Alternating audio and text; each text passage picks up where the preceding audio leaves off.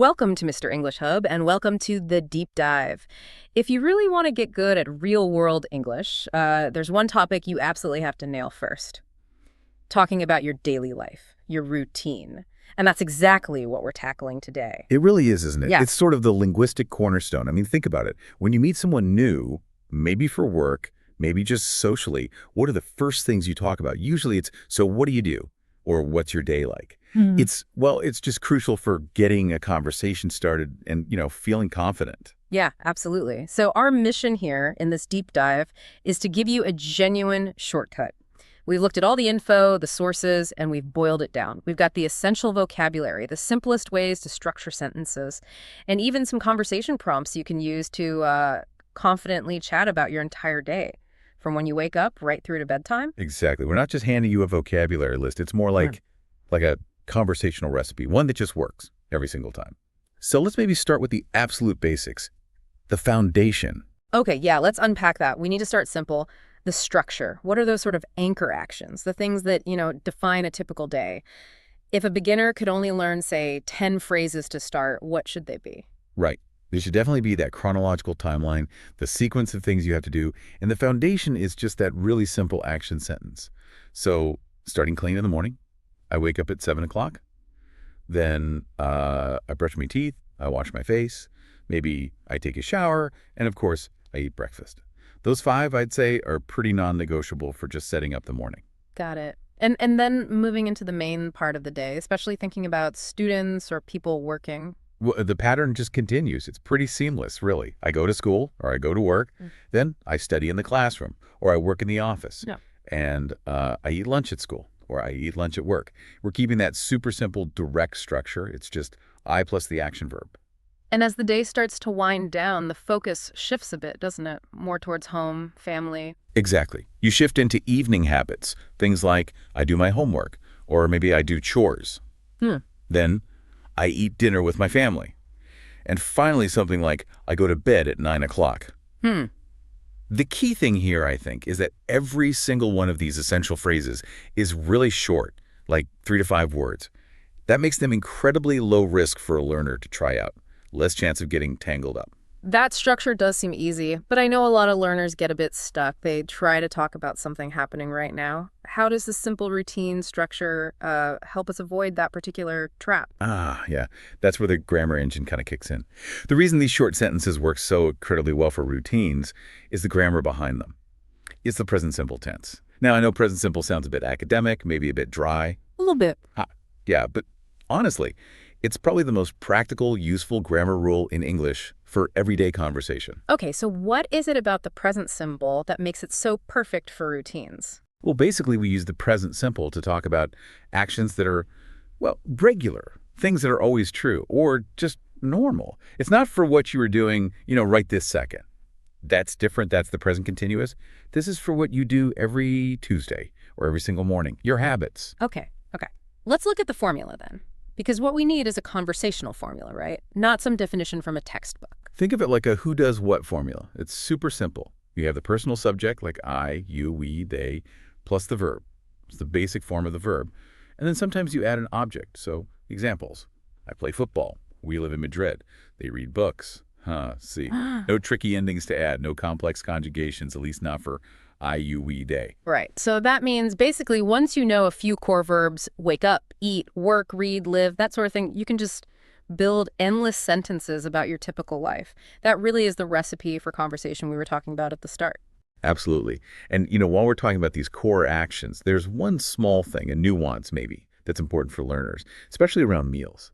When you're talking about your routine, saying, I cook dinner is perfectly correct. It's very common. You hear it all the time in TV shows and general conversation. It just means preparing the evening meal. Yeah, I can see how a learner might maybe try to say, I prepare dinner, which isn't wrong. No, not wrong at all. No. But I cook dinner is just shorter, Yeah. a bit more idiomatic maybe. Okay. So yes, stick with the clear, effective, I cook dinner as your main phrase for that routine action. But it's also good to recognize that I make dinner is also incredibly common, especially, I think, in American English. The difference is really minimal for a learner, but just hearing both and knowing they're okay is helpful. Right. Okay, so a routine isn't only work and sleep, thankfully.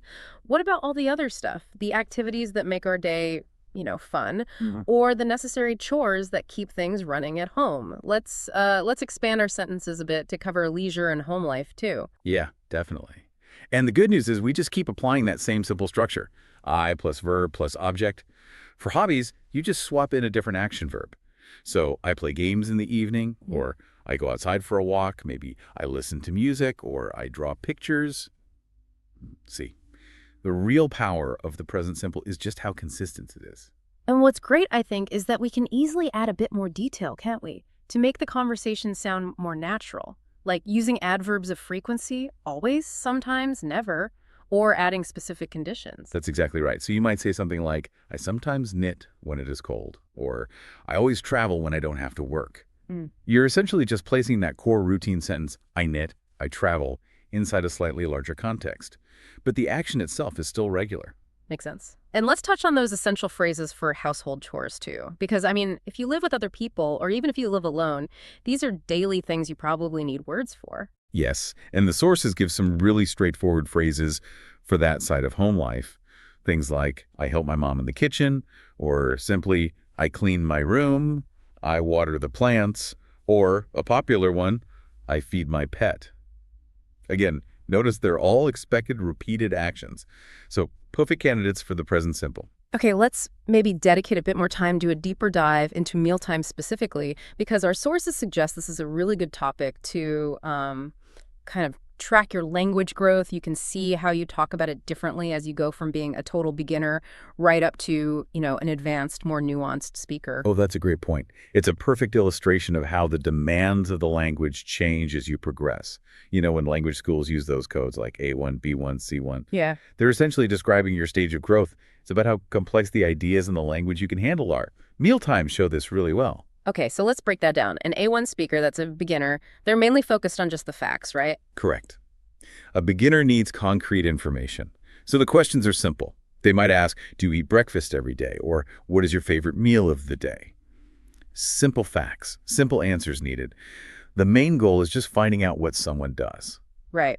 But then as you move up, say towards B1, the intermediate level, you start moving away from just simple facts. You start exploring things like intention or maybe strategy or even beliefs. Exactly. At B1, you begin asking how and why. It's a shift.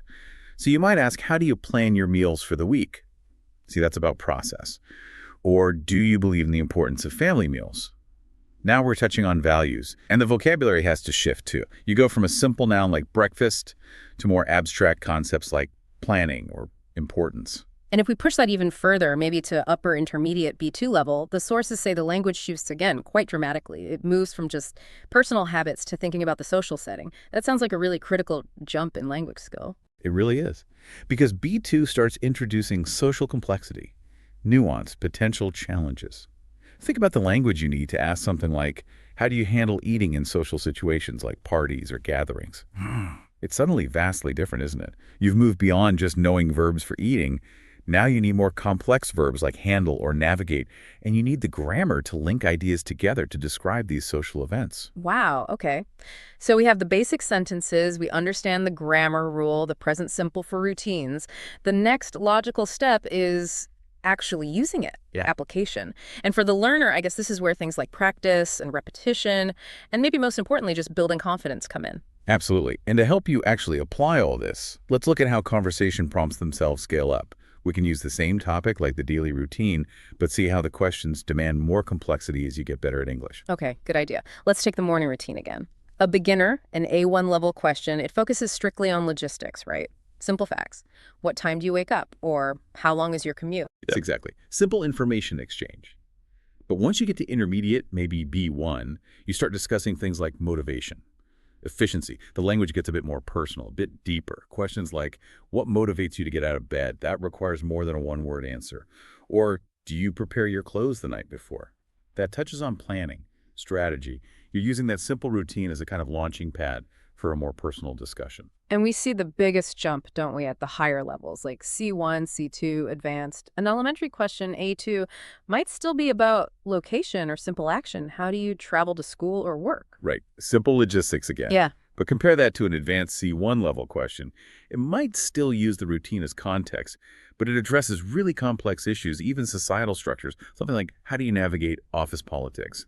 Or maybe classroom politics. Yeah. You're still using that simple foundation, I go to work, but now you're discussing management styles, interpersonal skills, these abstract organizational challenges. The core structure might still be underpinning it, but the vocabulary and the depth of thought needed just explode. So boiling this all down, what does this mean for you, the learner, in practical terms? The sources we looked at really stress that consistent effort is, well, vital.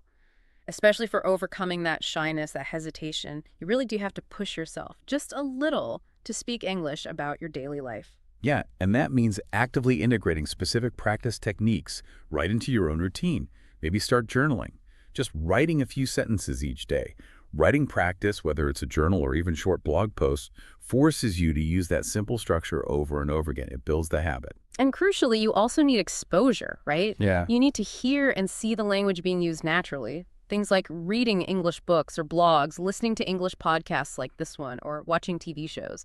That kind of input will dramatically boost your listening skills, and it prepares you for understanding more complex answers when you do talk to people. And remember, progress is gradual. It takes time. Don't get discouraged. Every single sentence you manage to construct using that basic I plus verb plus object structure, describing something you do regularly, that's a real measurable step forward. The goal really is to build muscle memory around this simple formula.